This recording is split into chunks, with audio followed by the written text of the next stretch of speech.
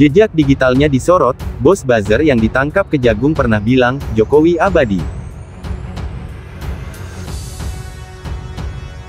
Bayaran 800 juta, cukup buat beli suara 150 buzzer dan menyerang hukum. Bukan fiksi, ini cara licik melindungi koruptor dari jerat kejaksaan. Nama Adia, ketua tim Cyber Army, kini bukan cuma jadi bahan omongan tapi resmi jadi tersangka. Kejaksaan Agung menetapkannya atas dugaan perintangan penyidikan dalam kasus-kasus korupsi kakap. Dari minyak goreng, timah, sampai impor gula yang nyeret Tom Lembong. Dan ini yang bikin geleng-geleng kepala, Adia diduga dibayar 864 juta oleh Marcella Santoso, pengacara yang juga tersangka suap di kasus vonis lepas minyak goreng. Duit sebanyak itu bukan buat ngebantu hukum, tapi buat nyerang kejaksaan lewat konten bohong. Nggak main-main, Adia bahkan ngerahkan 150 orang buzzer buat nyebarin narasi busuk. Bikin video, komentar palsu, semua demi mencemarkan penyidikan hukum. Ini bukan cuma manipulasi tapi sabotase keadilan. Kalau buzzer bisa dibayar untuk membelokkan kebenaran. Pertanyaannya, siapa lagi yang bersembunyi di balik suara gaduh itu? Telah terdapat 2 alat bukti yang cukup untuk menetapkan 1 orang tersangka. Adapun yang bersangkutan berinisial MM selaku ketua tim Cyber Army. Terdapat pembunuhan jahat antara MAM selaku ketua tim Cyber Army bersama dengan MS, JS, dan TB selaku direktur pemberitaan Cek TV untuk mencegah, merintangi atau menggagalkan baik secara langsung atau tidak langsung dalam penanganan perkara tindak pidana korupsi, pemberian fasilitas ekspor crude palm oil atau CPO dan turunannya, tindak pidana permintaan niaga komoditas timah di wilayah UPT Timah TBK, dan perkara tindak pidana korupsi dan kegiatan importasi gula. Adapun perbuatan tersebut dilakukan oleh MAM dengan cara sebagai berikut. Tersangka MAM dan tersangka TB bersepakat dengan tersangka MS dan tersangka JS untuk membuat berita-berita negatif dan konten-konten negatif yang menyebutkan Kejaksaan Agung dalam penanganan perkara AKUO di tingkat penyidikan, penuntutan, dan di persidangan.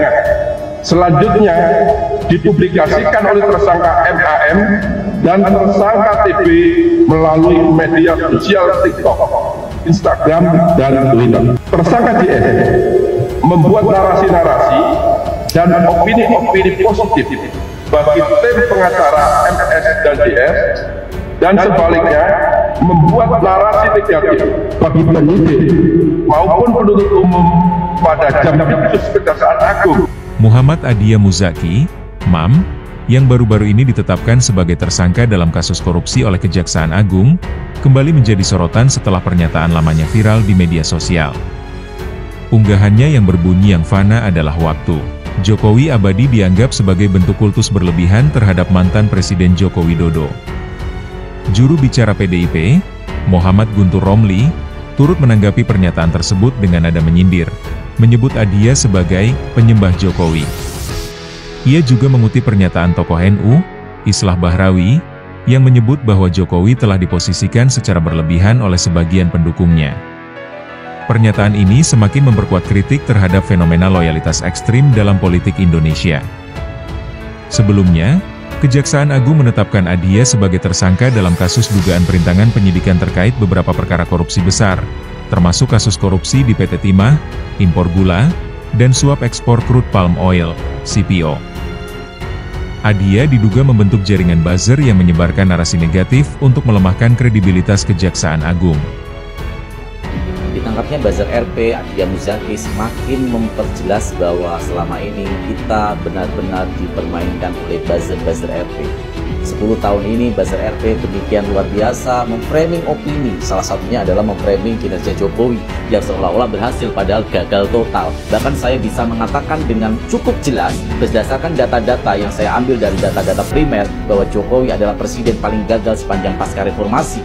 Nah, ketika kegagalan ini ditutupi oleh buzzer RP, salah satunya adalah pendukung Jokowi garis keras yaitu Adia Muzaki. Bagaimana saya tahu kalau Adia Muzaki adalah pendukung garis keras dari Jokowi. Dia dalam salah satu postingannya di bulan Januari, dia mengatakan, yang fana itu adalah waktu, yang abadi itu adalah Jokowi. Ini sangat luar biasa yang dilakukan oleh Adhia Muzaki. Dia ditangkap karena sebagai buzzer RP untuk menyerang Kejaksaan Agung, sehingga masyarakat kehilangan kepercayaan terhadap langkah-langkah yang akan diambil oleh Kejaksaan Agung itu sendiri. Jadi ditangkapnya Adhia Muzaki ini semakin memperjelas yang kita hadapi selama ini di media sosial, bagaimana mereka secara masif, secara template membuat komentar dalam penggiringan-penggiringan opini semakin meyakinkan kita. Kenapa kita kalau berdebat dengan termus seperti seolah-olah kok ada ya orang berpikiran seperti itu? Mereka sebenarnya adalah orang-orang bayaran. Karena kalau yang mendukung Jokowi yang tidak mendapatkan bayaran, dia akan mudah untuk menerima data-data dan akan paham dan sadar bahwa ya selama ini mereka lakukan dengan mendukung tanpa membabi buta adalah suatu kesalahan hanya karena berdasarkan fanatisme buta, bukan karena pengetahuan, literasi ataupun data-data yang komprehensif. Salah satu contoh dari data dari BPS, dari Kemenlu, Bappenas ataupun lain-lain. Jadi teman-teman, ini semakin meyakinkan kita bahwa yang selama ini digembar-gemborkan oleh pendukung Jokowi bahwa mereka adalah orang-orang mayoritas itu adalah bohong belaka. Suara pendukung Jokowi sebenarnya terimplementasi dari kemarin ketika mereka melakukan demo RUU perampasan aset di DPR. Yang datang ternyata hanya 200 ekor ya. 12-nya itu adalah tukang cendol, tukang gorengan dan lain-lain, teman-teman. Jadi sekarang kita tahu bahwa mereka sebenarnya adalah buzzer-buzzer bayaran. Pantesan mereka berkomentar selalu dengan template. Bahkan narasi-narasi mereka nggak masuk akal. Jadi teman-teman, sekarang kita bangga berada di garis yang kita hadapi ini, yang kita perjuangkan ini, dan ingat sekali lagi, kita bangga sebagai oposisi. Jangan percaya ya kalau ada yang bilang sebuah organisasi internasional menobatkan Jokowi sebagai salah satu pemimpin terkorup di dunia. Itu kabar bohong. Tapi sekarang memang lagi nyebar di mana-mana. Yang nyebarin kayaknya sih terutama para buzzer anti Jokowi yang masih juga nggak terima jagoannya kalah. Tapi ini juga diangkat oleh para influencer terkenal seperti Rocky Gerung, Said Didu, Refli Harun, dan sejumlah lainnya. Karena yang menganggap Pak Jokowi buruk itu hanya 7,4% Bang kalau dihitung.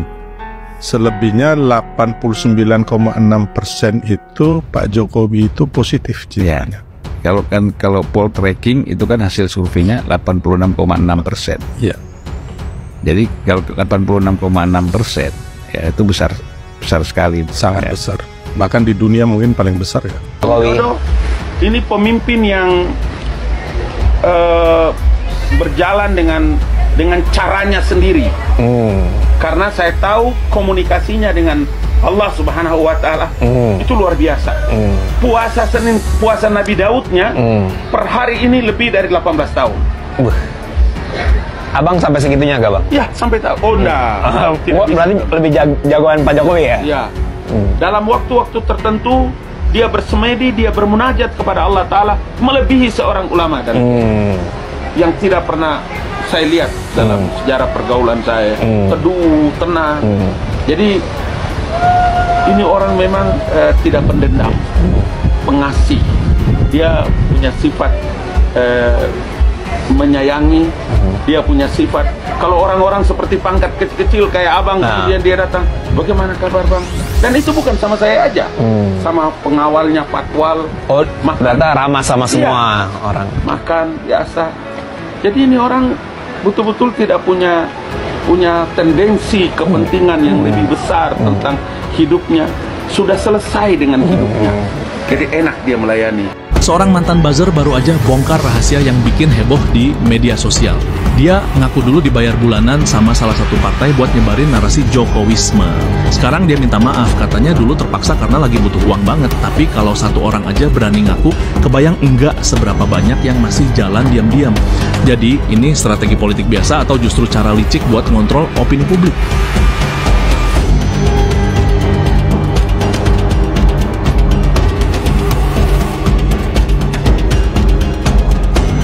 Kamu pernah nggak ditawarin untuk jadi buzzer untuk bicara hal-hal yang optimis tentang kondisi negara?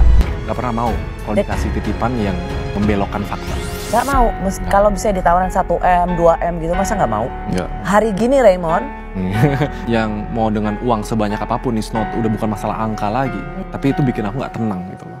Ya paling gede tuh pernah ditawarin antara 6 sampai 8M dalam 6 bulan. You kidding me? Tapi bukan aku doang waktu itu diminta, tapi aku disuruh ajak beberapa kreator-kreator lain. Ya apa? Kira-kira mengarah kemana?